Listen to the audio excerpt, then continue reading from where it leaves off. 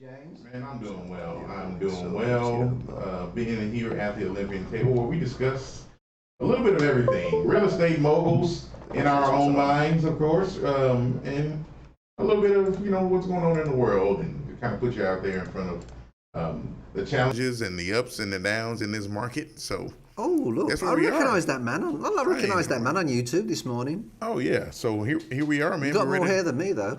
Well, you don't have much. I mean, the peach fuzz. My kinda- excuse is I shave mine. It's a natural cut.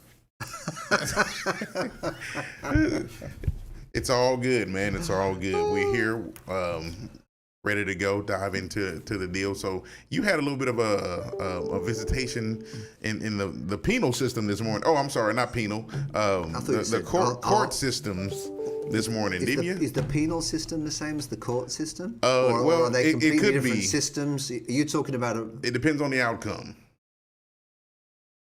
If you're convicted, you go to jail. Oh, okay, Yeah. good. I'm glad. Yeah.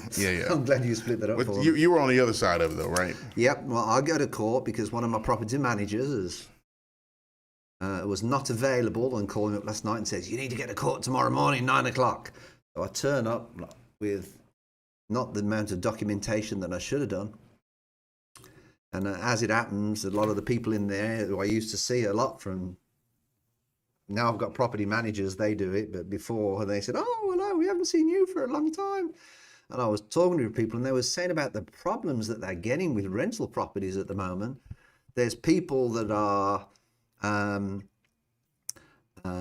getting in their own pay stubs and changing the numbers. Oh, yeah, of There's course. people that have got residential lease applications because people aren't running the residential applications and they're turning around and saying, "Take my application." I mean, now, why do I need to run it again? I mean, it's just unbelievable, some of the stuff that's going on. And what's happening is, the biggest disappointment, in my opinion, is you've got people where they're taking a lot of this government help. And I do think there's people out there that need the help. But for God's sake, we've got to do a better way to monitor it, where people are actually taking, like Texas rent relief is one thing where people are actually taking the money from Texas rent relief and not paying the landlords who have been very patient, to say the least. We had one landlord that didn't have any rent at all for 30 months. And then the tenant decides to go ahead and take the money and pay their bills off. They even turned around in front of a judge and said, "Well, I needed the money because I need to pay my bills." And yet on the contract that it says that this money is to be paid to the landlord. But that's a flaw in the system, right? Because there's Absolutely. no regulation. There's no way to regulate it. And if anybody need it, the fraud line for the Texas hotline is, because I've got it here, 833-613-7283. The fraud line for the Texas Rent Relief Program is 833-613-7283. Okay. Because it drives me nuts that help is out there. The landlords are the ones that are making the sacrifices. They're still paying the mortgages and doing all the other good stuff. We've got one property, myself.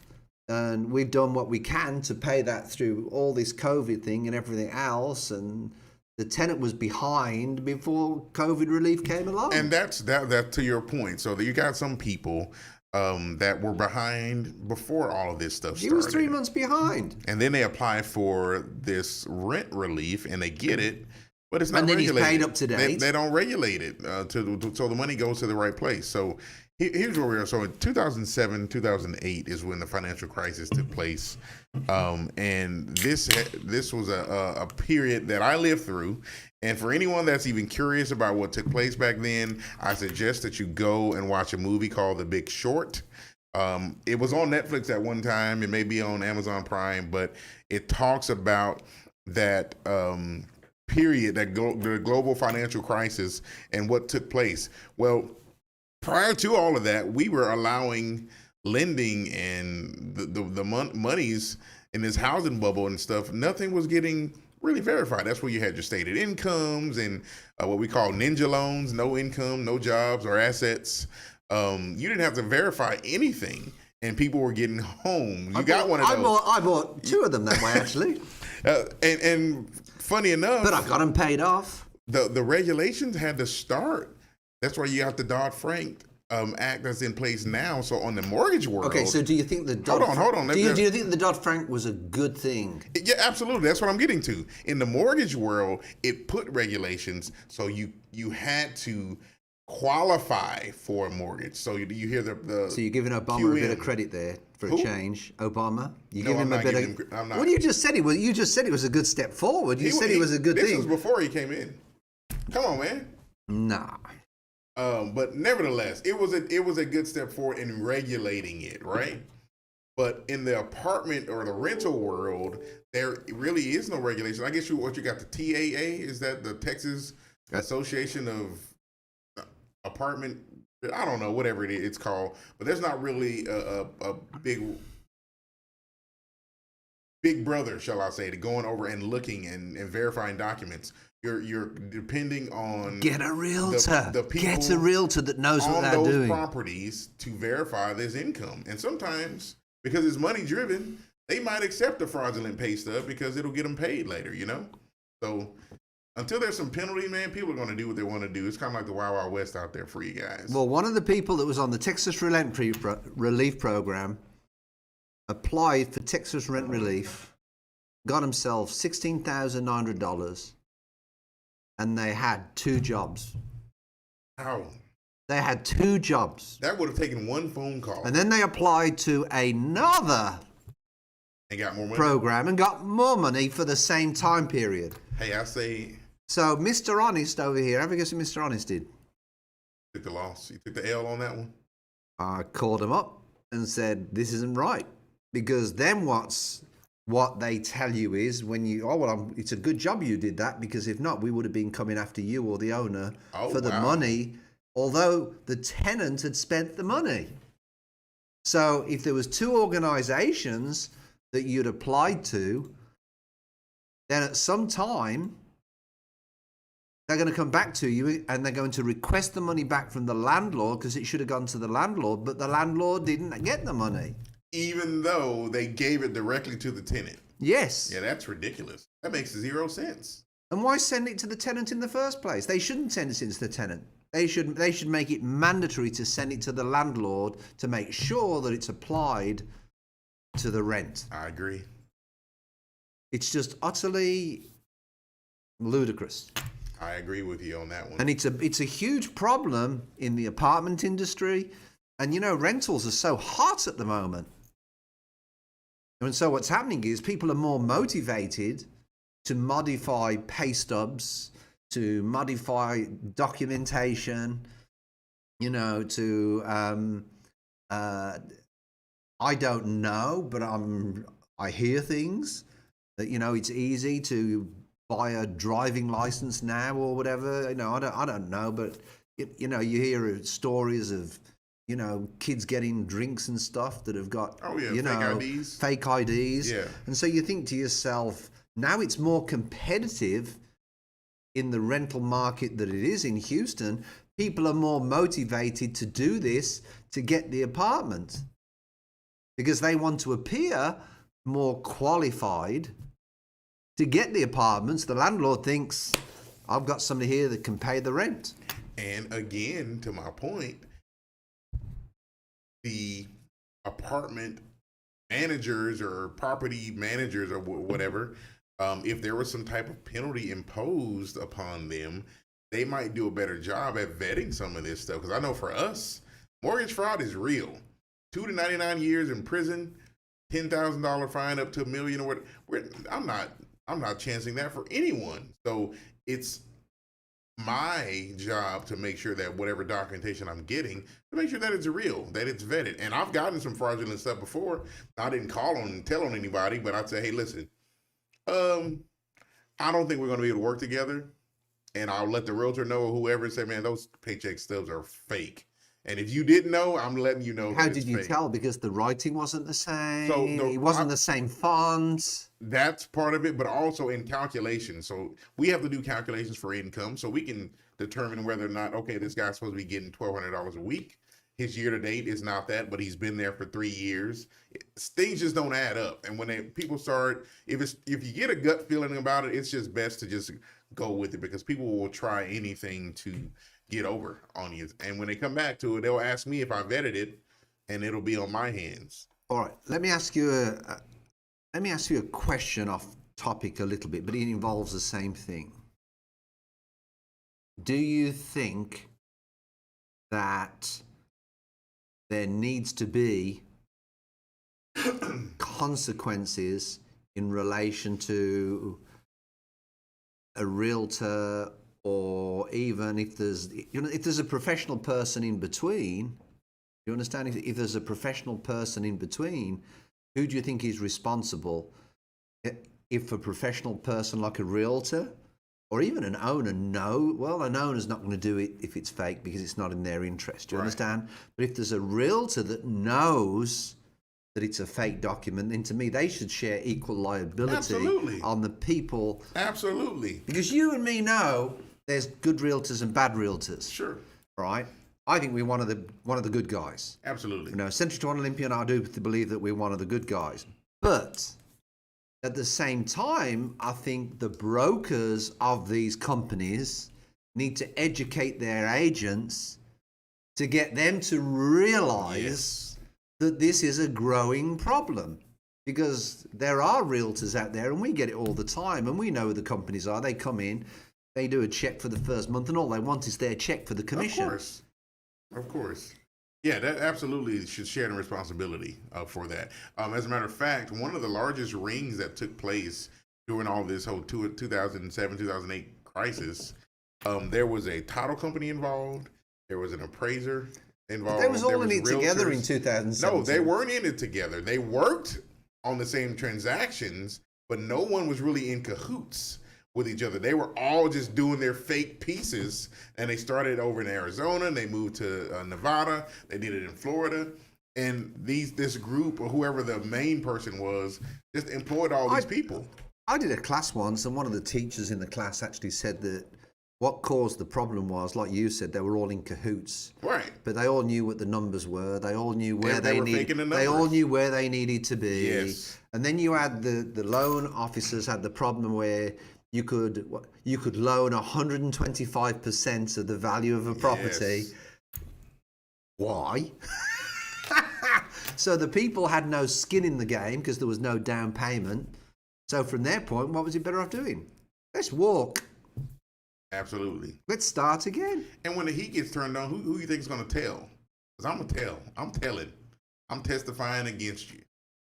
when it boils out down to it. So some of these folks are going to jail for Well, $40,000-$50,000. I've seen it once, in all fairness. I've seen it once where an agent brought it to my attention and said, I think this pay stub is false. And we looked at it and we both said, we think the paycheck is false. But then it gets to a point where you say, well, if I'm wrong, am I going to be accused of something? All right. Or do I just need to follow my gut? Because my answer is at this point is follow your gut. Absolutely. If something smells like, my dad always said, if it smells like cheese, it's cheese. So, you know, the truth of the matter is, I'm honestly thinking to myself, agents as real estate professionals need to be more aware of this problem. Apartments need to be more aware of this problem. Absolutely. Totally agree. It's a collective effort from everyone.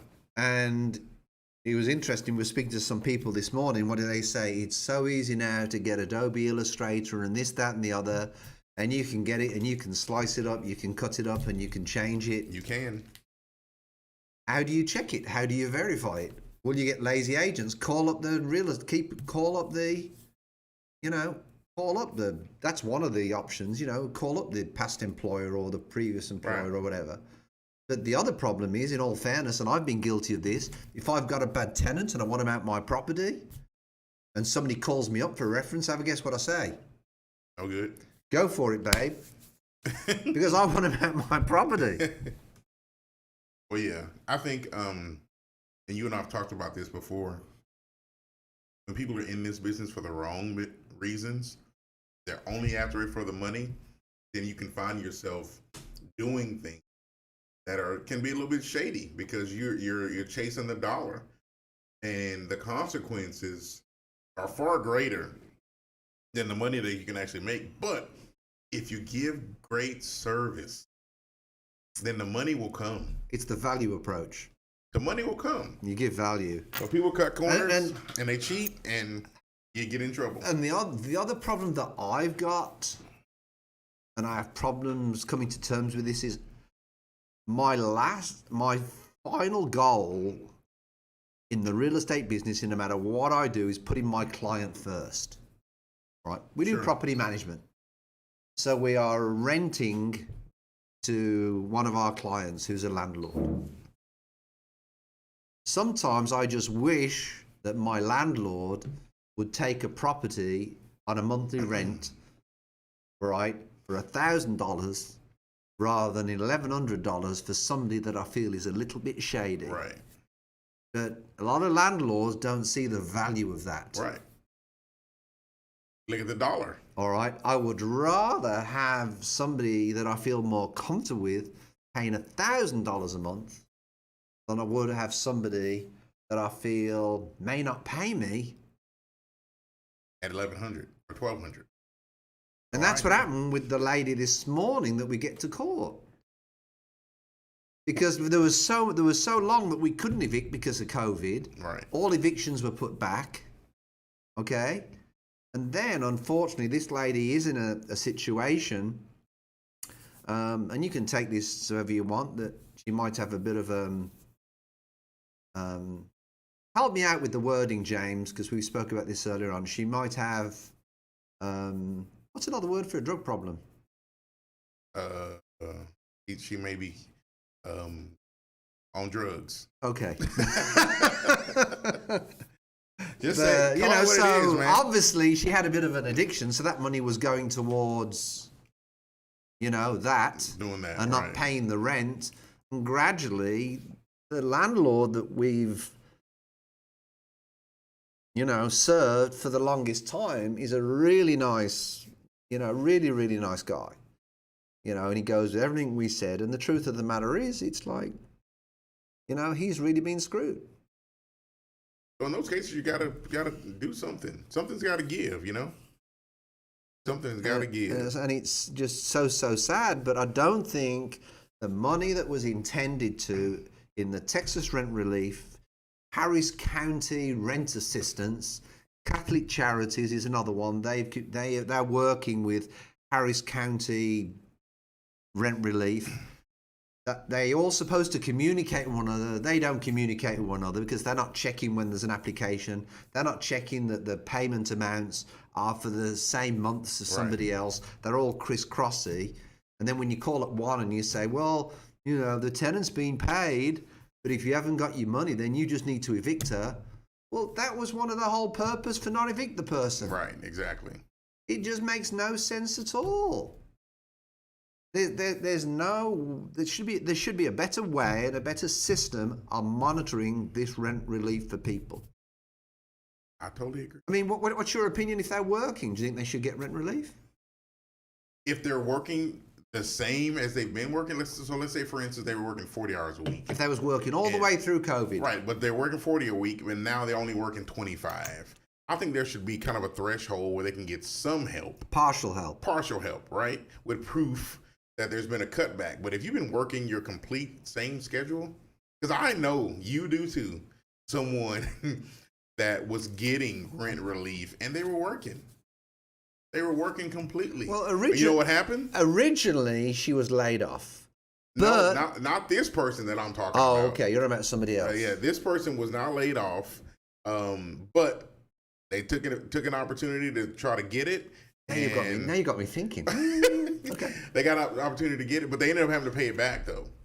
Then they did pay it back, which hey, that's the thing to do. But once they found out, because it was that money should not have gone to them. It should have gone to someone who really truly needed it. Absolutely, it drives me nuts because there's people out there that need help. That you see people. And even we manage HOAs as well, and we do what we can, and we're trying to help people through COVID. I mean, some of them have got cancer and different things, and you see these people struggle, and you try to help them. Obviously, you're human, and you generally try to help them. Right. Anyways, less of the property management problems. I just want to mention something real quick. People need to try this. Can you see this? This is a free sample that I got from a company who I've worked with for a long time. Science. It's called, what's it called? Science. Exience? No, Science. Science. XYIENCE. It's an energy drink, and it's absolutely wonderful. Is it not good, James? It is good. That flavor specifically. We're not sponsored by them or nothing else, but they are really good. It's called Mango Guava, and they do a cherry lime. Yeah. And I can't tell you how popular now this has become in our office. It is very, very good. Yeah. Even some of the clients like it, but we hide it from them. We like it though. It tastes good. So check them out, Science. They're on social media, I think. It is. It's really cool. Well, cool. Well, you know what? Since we're kind of in that vein, I know we talk a little bit about real estate and such, but I think you had put in earlier. We're talking about the home prices were slowing down. Well, I saw that the home prices since May of 2020. Which we were all kind of in that whole COVID mix.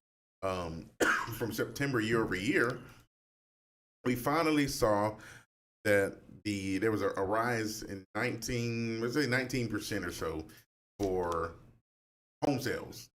Well, here just as of late, the last month or two, prices have been kind of coming down a little bit. They're still up. I think they're up enough. I've got a big but with your article though. Go on. What's the but? Cities with the highest price increases were Phoenix, Tampa, Florida, Miami. Phoenix were up 33% over the year, Tampa up 27%, Miami up 25%. Mm-hmm. 6 of the 20 cities reported higher price increases in the year ended September 21st versus the year ended August 21st. We all say, jokingly or otherwise, never ever move to Florida, and we all know why.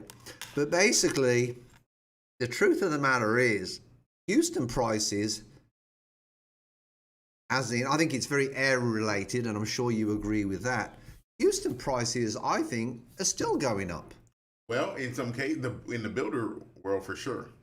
You've seen that new builder that came in the other day. Yeah, prices are cheapest home, $399,000. Yeah. Yes, if I win the lotto. Yeah, it's 2,000 square feet too. It wasn't really a big home, so it was definitely expensive. But I think what happened was the places where the prices rocketed. You know, I'm surprised that California's not on here, to be perfectly honest, because their prices are ridiculous. Well, people are getting out of there. They're leaving. But I mean, place. you've got Phoenix, Tampa, Florida. I mean, they went up 33%. Yeah. And it's like that when we had the foreclosures, all right? Houston, we had foreclosures, but it didn't affect the prices like other parts of the country because our prices only went up 10% a year, 15% a year. Absolutely. We weren't artificially propped up as far as value goes. So we had less to lose. And I think in Houston, if you want to get to Houston or, you know, even Texas in general, get to Texas. Yeah. I mean, Jack was saying the other day, you was in Austin, Jack, is correct? I mean, Jack was in Austin and home prices were crazy in Austin. They've been up. But they have started to flatten off a little bit, but they're still going up. Here's part of the reason of the flat line. Interest rates have gone up a little bit. So when you got interest rates increasing, of course, that will diminish a bit what people can qualify for because the rate's a little bit higher. But they're still historically low, but it does kind of level it out a bit. What I want to know is how much BS is on the internet, because people just want to get clicks, because clicks means dollars, and how much of this information is not correct, because sometimes we just can't correlate what we read on some of these things in our markets, and we just don't believe our specific market, right? You know, especially when some of the stuff comes across my desk with some of the money that some of these agents are making. I mean, they're good agents and they deserve every penny that they get. Sure. Well, you got something like a CNBC article like this. They were talking, you know, nationally. So even though we're in our market in the Houston area, where things might be a little bit different, rates are still going up here. The building prices are still going up, but I think we're probably seeing a little bit of a slowdown in as far as what I've seen as far as the offers go. There aren't as many on the ones that I've been getting accepted. But the other week, high though. But the other week we read an article with Fannie Mae saying people should continue to buy now, but just change the way they're looking for a house onto what their current needs are, so they get onto the ladder. And Fannie Mae's main purpose is to get people onto the ladder. Well, if we're not closing loans, then you know Fannie Mae. I mean, they're dead anyway. So of course I made a lot of money on their stocks in 2010. I just want to let you know. Oh, did you? Yeah, I did. I bought them for $3 each. Well, that's what they were worth back then. And I sold them for 28, and I had quite a few of them. But the deal with it now, of course, they want to encourage people to continue to buy, because you should continue to buy and get into the market to buy a home, because prices.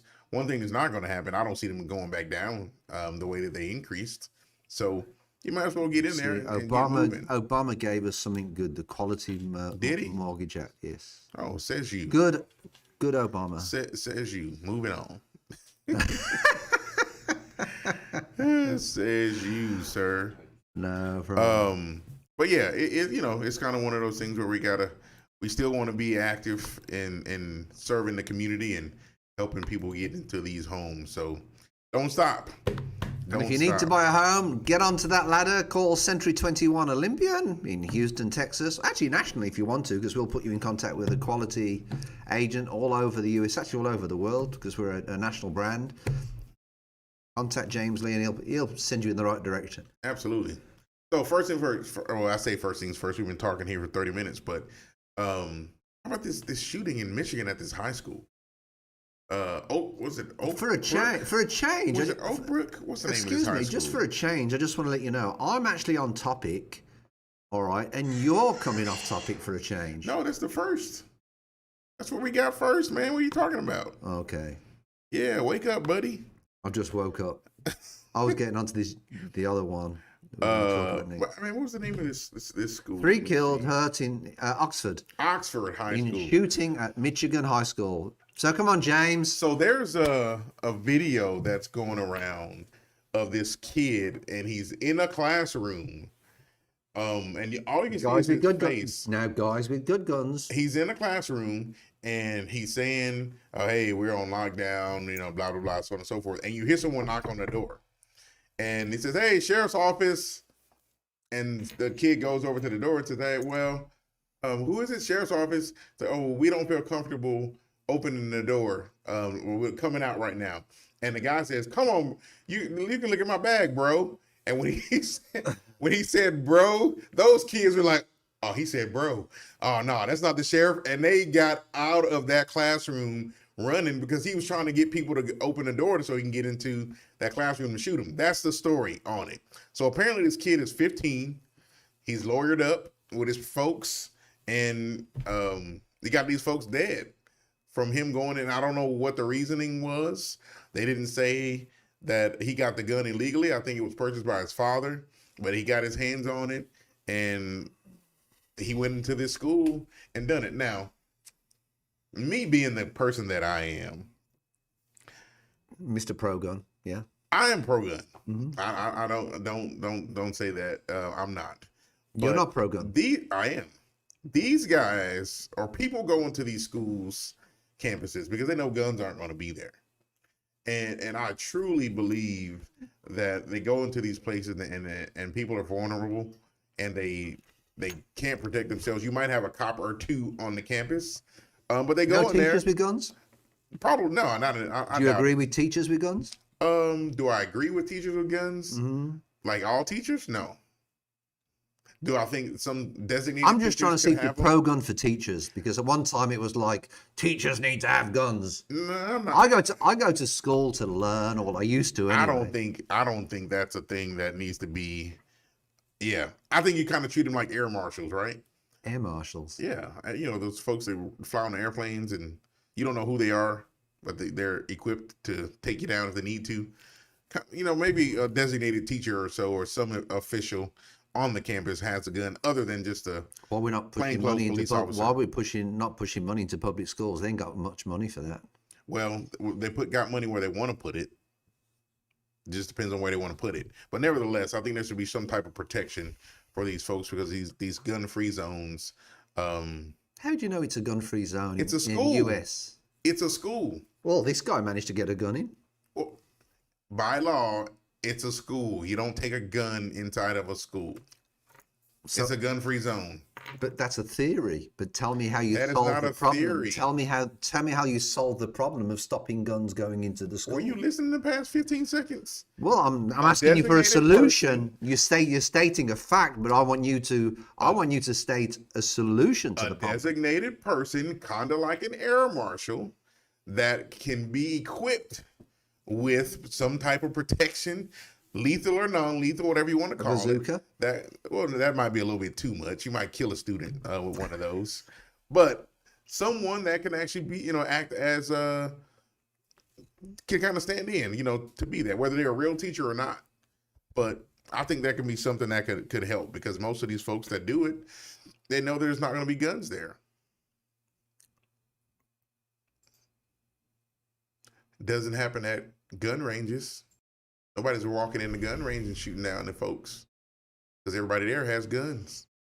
How about doing something like TSA where you work through a metal detector Oh, that happens, Steve. at schools? Yeah, you're a little too privileged, man. You ain't grow up in the hood, man. That happens. We did that in my high school. Do you think it's sad? Well, that it's it has to be that all way? of it's sad, of course, because it shouldn't be that way. Kids I should have just to go to want school to. to learn. I can't understand the philosophy that having more guns solves the problem for more guns. To me, it's an escalating problem. So what do you think your solution is? Well, for me to drive a car, I need ID. I also need insurance. They check on me to make sure that I'm not Okay, let's see where you're have going with this. have any mental problems. Sure. All right. Do I think that everybody should have a gun? Absolutely not. Now there are checks made for people that buy guns now, correct? Absolutely. All right. I don't want you to think that I'm saying that checks aren't happening, because they are happening. But yet people can still open carry a gun.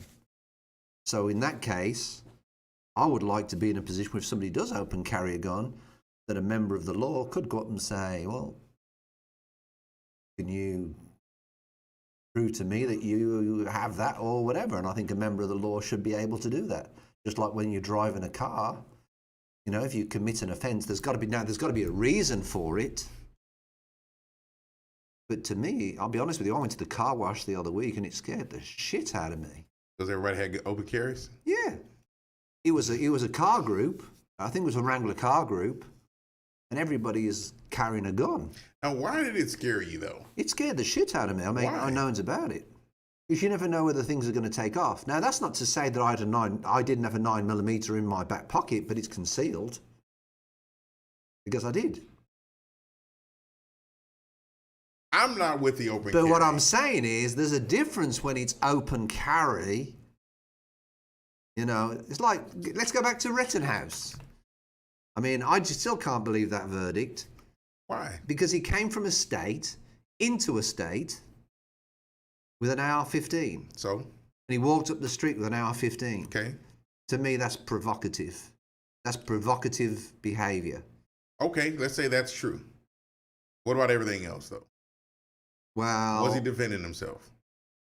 yes, he was, because they did shoot him first. And I agree with that side of it. Because it was proven that they did shoot him first.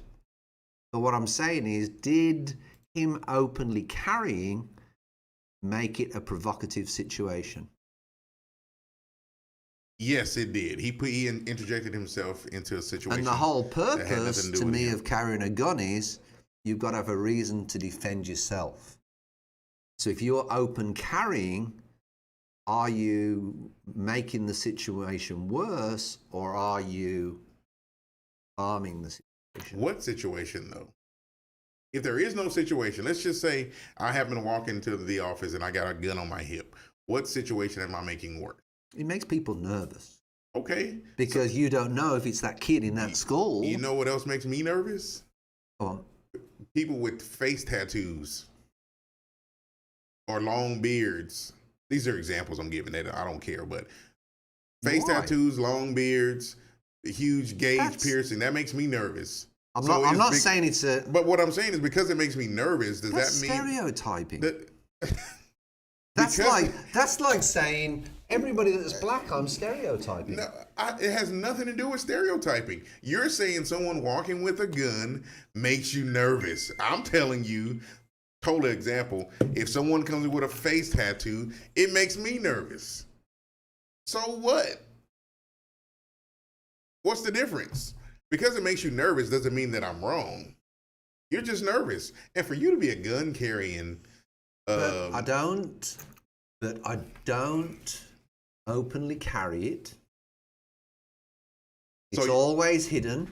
So you know there's a gun around you probably 8 to 9 times out of 10 as you walk through. Would I even have there's the a gun balls to around you. use it if I needed to use it? Probably not.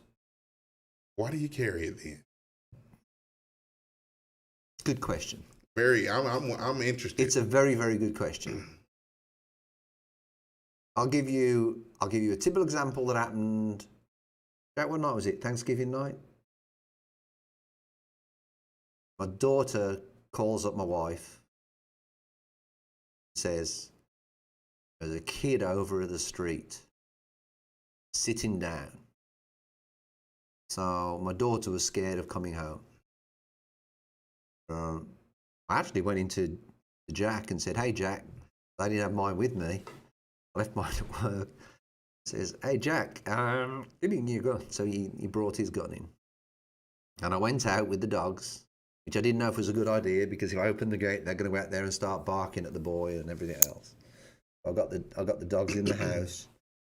I went out with the gun. I opened the gate, let my daughter in. Then I walked over to the kid. He's on his phone. I said to Jill, I says, where's the kid? I didn't see him because he'd turned his phone off and he's literally sitting down on the grass. All right. I went over to him and I said, what are you doing there? Why are you sitting down? Oh, I'm waiting for my brother to pick me up. And I said, okay then. And as it happened, he was a 15, 16, 17-year-old maybe, young, and he said he just left work. He told me, he said I had just left work and I'm waiting for my brother to pick me up. And then My wife turned around and says, "Why can't he go wait at the gas station?" Now, in all fairness, it's more common sense for him to wait where he did on a grass verge on a quiet road than what it was at any gas station with some of the problems that you might have on the corner street. Well, I ended up paying for a Uber for him to get him home, to be perfectly honest. But the truth of the matter is, because I felt sorry for the kid, Thanksgiving night, he just finished work. All he wants to do is to get home. So I ended up paying for a Uber for him to get him home. But I mean, quite honestly, I had my gun, but would I think of using it in relation to, I think when I did my gun license, and that's what I think is important with the whole gun license thing, is the training. They say that it's there to defend yourself. And what do they say the average price of it is when you shoot a bullet? 25,000 or something? Yeah, something like that. If you don't have any kind of representation. Right. They say it can be expensive. So if you fire that bullet, you better be good. You better really understand what you're firing at. And I actually went to the gun range about 3 months ago. And I found it very interesting just to experience it. I don't think there will ever be a total agreement with the whole gun piece, because people have their ideas with it. But I always say I never want to be put in a position where I have to use mine, ever. So I just mind my business and de-escalate where I need to de-escalate and move along. But the open carry, we were at IHOP the other day. I could see their guns. Didn't make me nervous at all. I had mine too. So my thought is, with an open carry, if someone really wants to do something, they're going to go for you first, because they know you have a gun. So I'll say, if you're concealed, you're probably in a better position and not having to be dealt with. But that's just my opinion. Do you think people that have got open carry are basically trying to prove anything? Think it's an ego thing? I don't. I just think they're exercising their right.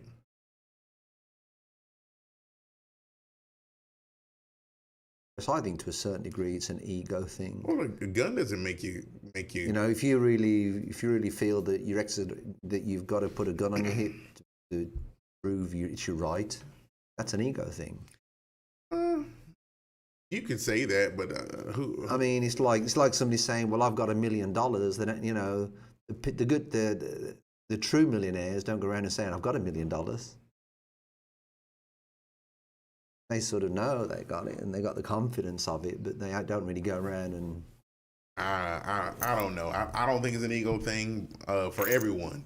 Automatically, I think for some it could be. And the part that's so difficult about America, I'm saying this as a European now, the thing that's so different about America that some people don't get is America is so vast that there's some places where they need guns. In a lot of the rural areas, they need guns because there's wolves and coyotes and there's different things and I really feel there's a need out there. In Europe, there's not really a need. Can you get a gun? Yeah, you can do. But it's normally a long arm. At the most, it's maybe 1 or 2 bullets at a time. I mean, it's like that. You might be able to get a magazine of maybe 5 or 6. It'd be interesting for me to actually do some research to see what the gun laws are in the UK. Oh yeah, absolutely. But when you look at the amount of people that are killed in the UK from gun violence, and you look at the amount of people that are killed over in America, it makes you realise really if it's the right way to go. Do you think we should ban all guns? No, I don't. But I just think there should be an answer to the problem, and I don't think that we're going in the right direction to ever get a problem. Well, I think it's been I think it's been accelerated because of the amount of money that's been generated through the NRA through politicians. And I think indirectly it's the politicians that are really got to take part of the blame for this, regardless what side of the fence that you're on. I wish Jack had a microphone. He's always just on his iPhone. Because I know he's got opinions about it. But I mean, it's just interesting. All I want is an answer to the problem, so we haven't got to see that people are going to schools. And it's nothing about being privileged or anything like that. I just think a school is for learning. It needs to go back to being. People are going to do stupid stuff as long as there's human beings being alive. So. But why do they happen more in America than anywhere else? Because you live in America. But that's no reason why. That's no answer to the problem. There's no proof to say that it happens more in America than anywhere else, because you don't live everywhere else. Of course there is. You don't know what's yes, there is. There was a mass shooting in Australia in 1996. All right, and people could buy guns over there at that point. Uh-huh. They banned basically all guns at that point. There's not been a mass shooting over there since. Okay, so for 25 years. You're telling me that no one's been shot by guns in Australia since in a 1996. School. In a school. Okay, in a school or otherwise. Right. Since 96. I challenge you to find that's not absolutely not true. I would say that there's been more than one or two shootings since 1996. Do you know how many policemen there are shot in the UK a year? I don't live over there. 6. There was 6 shot last year. I know that in the UK. But there's no guns allowed, right? Right. People still got shot. Right. We're never going to fix the problem because people are still going to have access to guns. How many people got shot last year with guns? Well, what I'm saying is, you haven't given a solution to say what do we do? I know, I haven't. But what I'm saying is, the way we're going, we haven't got a solution, and we should be able to find a solution. We're all adults. Well, most people are. When you say where we're going, what do you mean? Where the way we're going? The way we're going, I think it's. I mean, how many school shootings have we had this year? You know, a Uber driver got shot in the back of the head last night in Houston. Right, not a school shooting though. No, but it's still a shooting. Right, and that happens all the time. Every weekend, someone's killed in Chicago. Right, which is a bad area, especially South Chicago. It happens. I used to live in Chicago, and it's a bad part. I drove through it once, never want to drive through it again.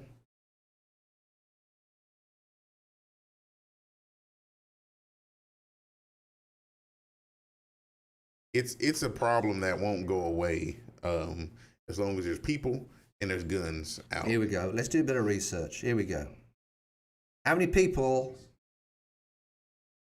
gun deaths in America last year? Are we talking gun deaths or are we talking mass shootings? Gun deaths. 2020 was a record year for gun violence in America last year. 19,380 gun deaths. Gun injuries last year was 39,427. Gun violence in the UK 2000. You think there's gun deaths in Mexico? Oh, God. Central America? Absolutely. So, man, it's just, I mean, we live here. Of course, we hear about it. Yeah, but We're part of that. But do they have like...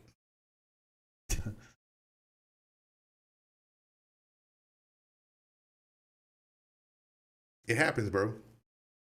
But because it happens isn't. But you're not giving a solution. You're complaining, but you don't have a solution. No, that's not true. No, that's not what I'm saying. I'm saying we should all be working at a solution. We should all be trying to do something, and I don't think buying a gun to solve the problem is necessarily an answer. And the whole time you're a gun owner.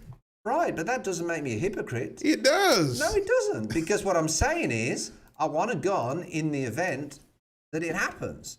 But a guy died recently that I know. He had 17 guns. And he had 3 boxes of ammo. Okay, what's that point? Do I need 17 guns? If you want them. He wasn't a collector. He collected the 17 guns. That's a decent collection. But he wasn't. He would never call himself a collector. Well, he may not, but he definitely collected. But what I'm saying is, I understand it's part of the culture, but somebody needs to get together. I'm not complaining, I'm really not. What I'm saying is you've got to recognize a problem first. Then you've got to go the best way to address the problem, even reduce the problem. And what is that? Well, that's what I'm asking you. You're the gunman. I don't. If I had it my way, I would honestly turn around and say, reduce the arms. But there's too much money. There's too much money that's generated. There's too many livelihoods. How do you reduce the arms?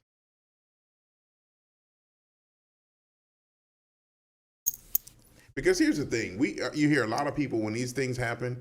Everyone has an opinion about we need to do something about the guns. But what do we do? What do we do that is going to work? That'll be effective?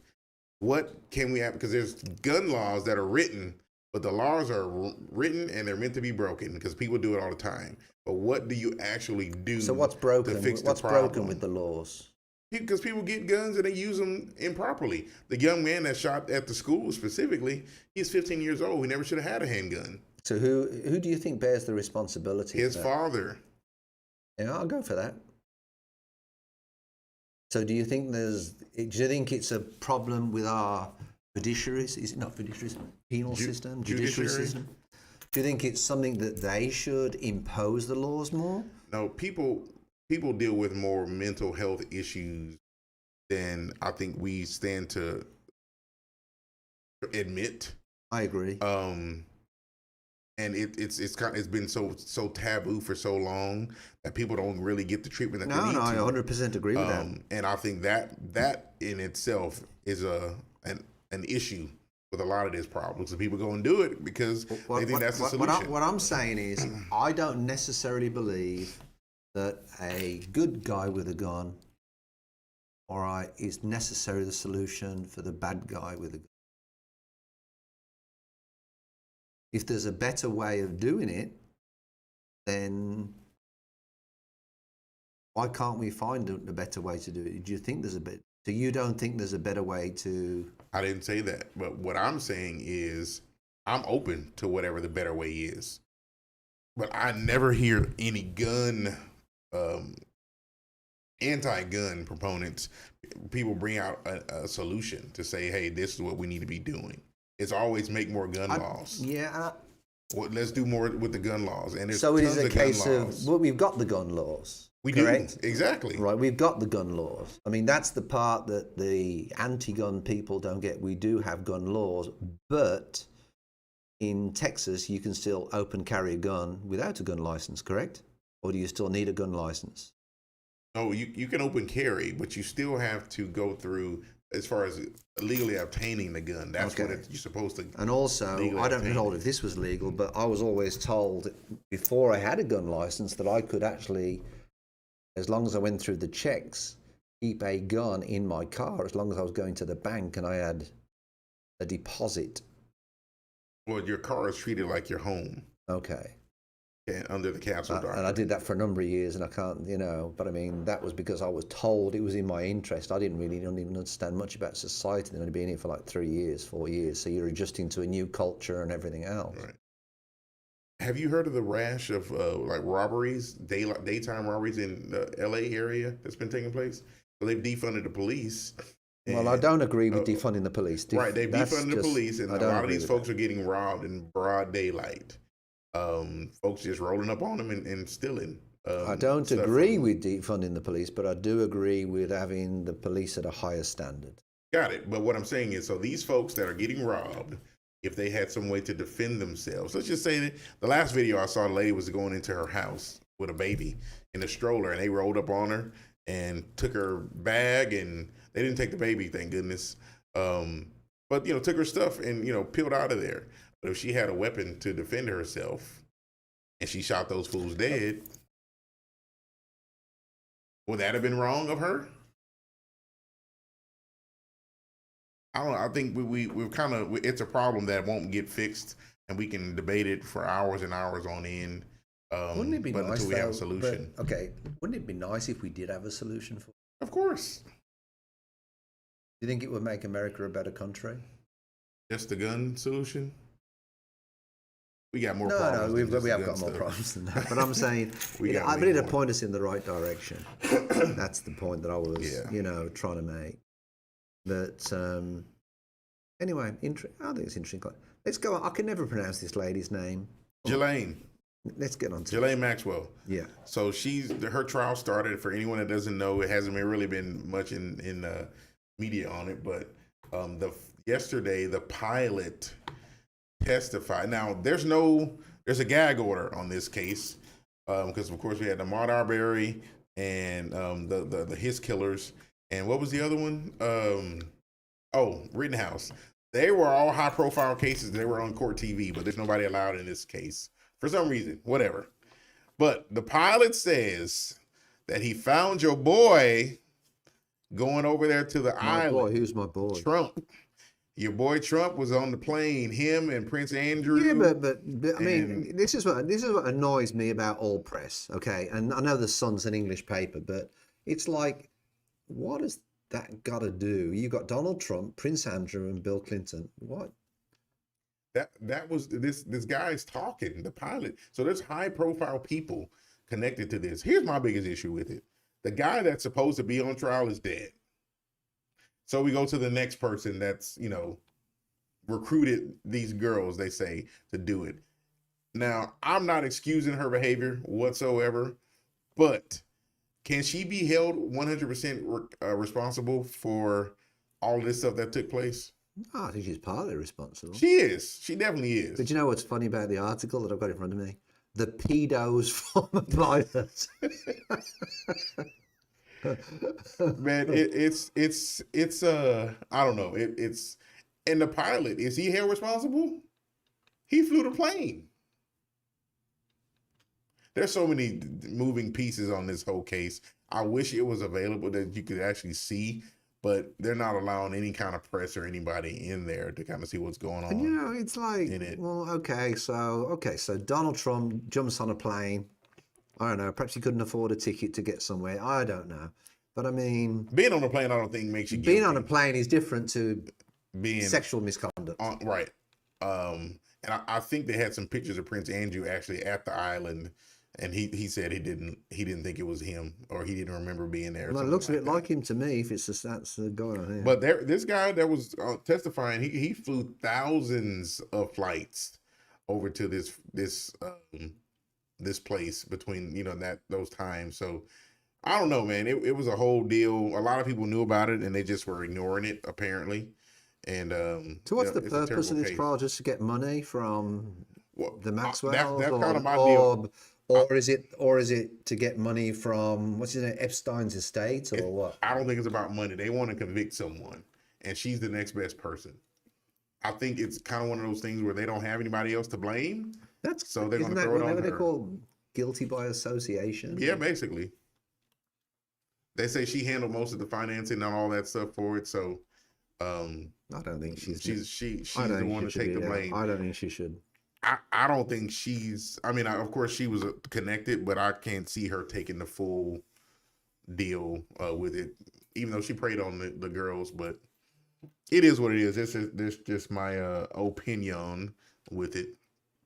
What else? What else you got? Elon Musk tells SpaceX employees that Starship engine crisis is creating a risk of bankruptcy. Duh. You can't fly to space like a freaking commercial airline. It costs a lot of money to go up there. So him coming out and letting them know that they're going to run short, I'm not surprised. Let me ask you, what always amazes me about statements like this is Elon Musk goes bankrupt, so he's got SpaceX going broke. Is that going to affect Tesla? It could.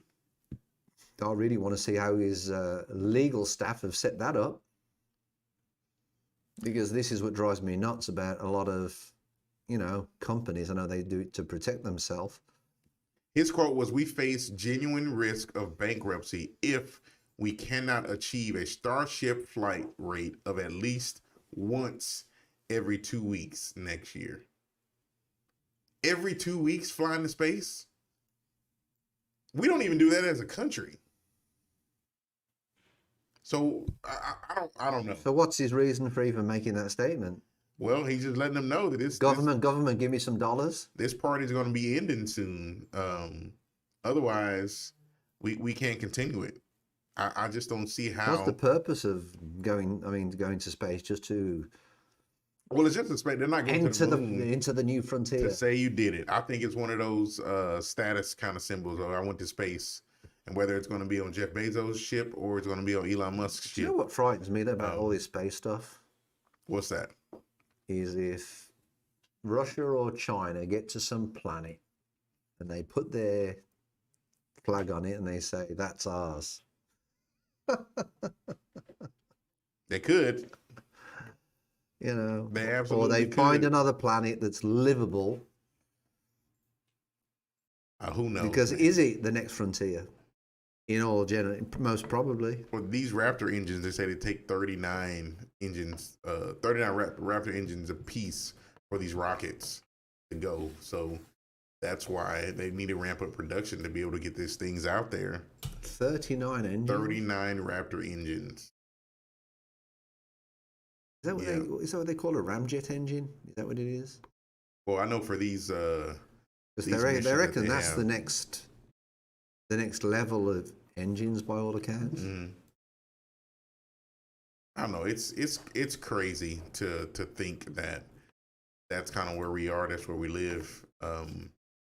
We're just exploring space, and we're going to be going up there every 2 weeks. But I don't know. I don't see this being sustainable, honestly. So if you got SpaceX stock, might be looking at selling it. I don't even know if it is. Or is it a good time to buy it? Could be. Tesla. I think Tesla will be okay though. I think they'll be okay, but that's a big ask. Once every 2 weeks, flying in space. I was watching a video the other day, and it was saying that Germany is hoping to go. What do they call it? Well, a lot of the stuff's going to be electric by 2035. So a lot of what stuff? The vehicles and they'll still have gasoline, but basically a lot of the public transport will go to the point where it'll be they call it carbon neutral. There'll be a larger increase of, and apparently that's going to happen in China before anything else, and they frightened me. China frightened me. One of these weeks, James, we've got to talk about some of this profiling that's going on in China. And because China, that in itself, this social profiling that's going on, we've got to talk about that one. Yeah, we'll put it on the list, man. We can bring it up. We can get a little versed in it. Yeah. At least give our opinions. We're no professionals in that area, but we're going to tell you what we think at least. Yeah. Definitely tell you what we're thinking about it. And then your favorite one, I know you're a fan of his. Oh man, I love this Chris guy. Cuomo. I know you like him. He's my favorite. Yeah, you're a Chris Cuomo lover. He is awesome. He's a gem. And so's his brother. Why do you think he's a gem? Is it just that he works for CNN, or is it? I don't think he's a gem. Or do you think it's just that you don't like his brother because he was governor? I don't like him or his brother. Why? Well, obviously. Oh no, come on, no, come on. They have Chris Cuomo. I mean, I guess he's more one of the more tame. But I think personally, I feel like CNN has kind of turned into some of these shows. It's all just opinionated. They're not really reporting the news, giving their feelings about a bunch of stuff. And he has feelings about a bunch of crap. And I think in this case, he was backing his brother in these sexual assault kind of situations where he was accused of, I guess, being handsy with some folks.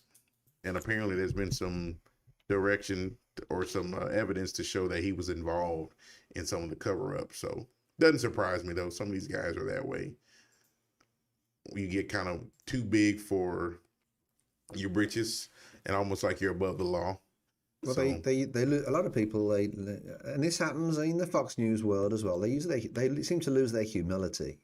Well, that's any. I'm not You know. necessarily talking about any particular network. I mean, just these guys that get big. Because Matt Lauer was another one for NBC. He got involved in some sexual harassment accusations and charged or whatever the case is, but it's just a space that these guys get into because they're too big to fail kind of situation. So I don't know. What do you do? So what was the reason for suspending Chris Cuomo? I haven't seen this story at all, James. So help me out because I've been so busy last night doing some other stuff. Okay. So what's the scoop behind it? What led to him being suspended? He was involved. Man, sometimes I feel like you go to sleep on me. And his brother, what was his brother's name? Andrew Cuomo. He was up there, the governor of New York. And he was involved in some sexual harassment allegations. Right. And that forced him from office. So apparently, whatever the documents were that were released as they did investigations, they tied Chris to being involved with his brother or his brother's staff and acknowledged that he was kind of helping for using his journalistic resources to aid that effort. But that, back to my original question, what was that? We don't know exactly what the egregious action was, but we know that his involvement, that his brother knew about it. The move came a day after State Attorney General Letitia James released a trove of subpoenaed records that include text showing the Cuomo prime time star agreed to contact news industry sources for advanced information on damaging reports regarding his older brother. It was like 10 or 11 women that were making these charges, these allegations. So I don't know if it was kind of a blackmail kind of situation where, they were trying to pay him off or whatever the case was. But, it's a matter of... When you get cases like this, though, how far do you think they should be able to go back? Well... Since the arc? It seems that is wide open. There is no limit. Because that's the problem. I was brought up in a completely different, situation. I would have never married my wife if these laws applied. She could have done me through sexual abuse and harassment. So the only reason she dated me in the first place was because I insisted and I insisted. There should be a limit on how far they go back to look for this stuff. I don't. Honestly, I would never have met my wife. She was dating somebody at the time that was treating her, I don't think, very well. But at the same time, I was pretty persistent.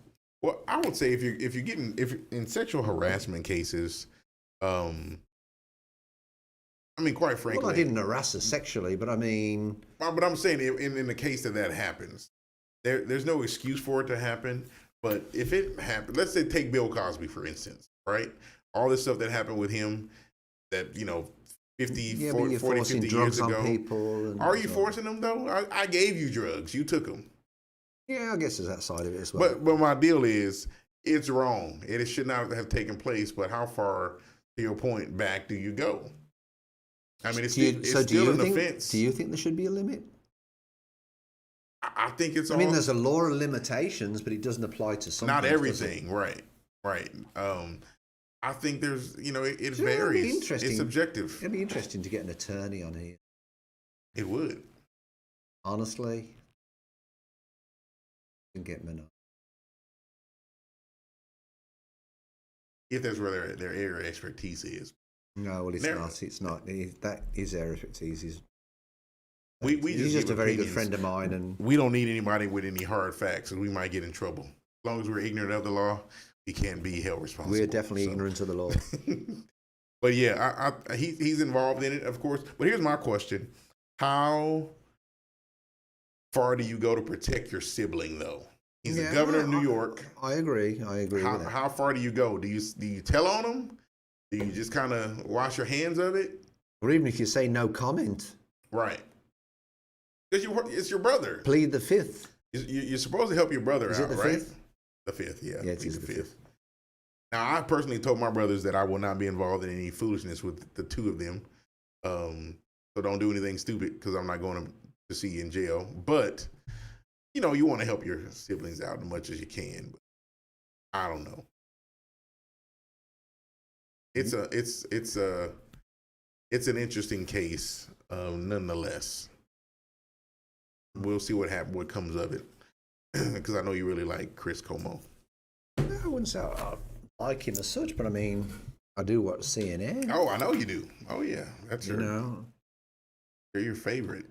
it'd be interesting to see. But a lot of these channels have sort of changed over time. They have. That's why I don't watch any of them. Yeah, you do. No, I There's don't. one that you watch that I don't like. I don't watch any of them. You watch Newsmax. Well, Newsmax is not your mainstream kind of deal. That one's kind of up the middle. No, but it's getting Yeah. up there. But it is. It's getting up there. Yeah. I just think there's other people pulling the strings. That's what I think. I mean, you know, was it Rupert Murdoch and all these people? They're all these big people that pull the strings for nothing but benefit for themselves. Of course. It's a money grab. That's what I don't like, because it affects what was the number one country in the world, but I think we've been so infected. I think it's letting us all. Anyway, I think that's at the end of the podcast, isn't it? Yeah, that's all we got for today, man. It was a little shorter than normal, but we covered what we needed to cover. Yeah. I am excited about, as we go into this holiday season, though, to just kind of get people motivated. Don't slow it down. The market is still hot. The prices of homes are still going up. So we need to be sure that we are taking advantage of this market. So if you need to buy a home, Don't listen to these people say that the market's crashing, because Yeah, it really it's isn't. not. It's It's not. not. It's not. It's just not. You know, we have a little HOA that we manage over at the southwest side of town. I mean, it's not. You know, you can buy a condo for like. When we went in there, you could buy a condo for 70 grand, and even there, over there, the prices are going up. going up, right? One It's just inevitable. sold for $120,000. It's inevitable. It's going to happen, man. You It's know? going to definitely happen. Fix it up and make it right, and ever guess what? It sells. Yeah. All right, we love you all. Yeah, absolutely. Yeah, take it all, guys, and you know, have a good week. Stay happy, live healthy, and do the right thing. Absolutely. If you need anything from us, our description down in the description below. Reach out to Century 21 Olympian if you want to be a realtor or buy a home. If you need some financing advice or want to buy a home for not use your money, my information is down there as well. So we look forward to seeing you on the Olympian Table next week, 10 o'clock.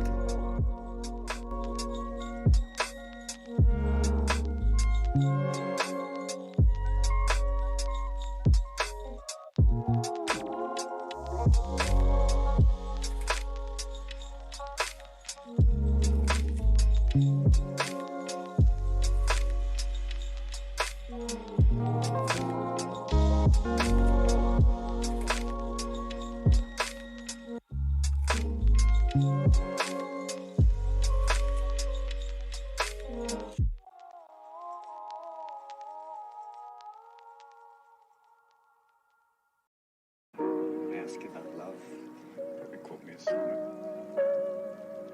But you can't tell me what it feels like to wake up next to a woman and feel truly happy. Knowing someone that could level you with her eyes.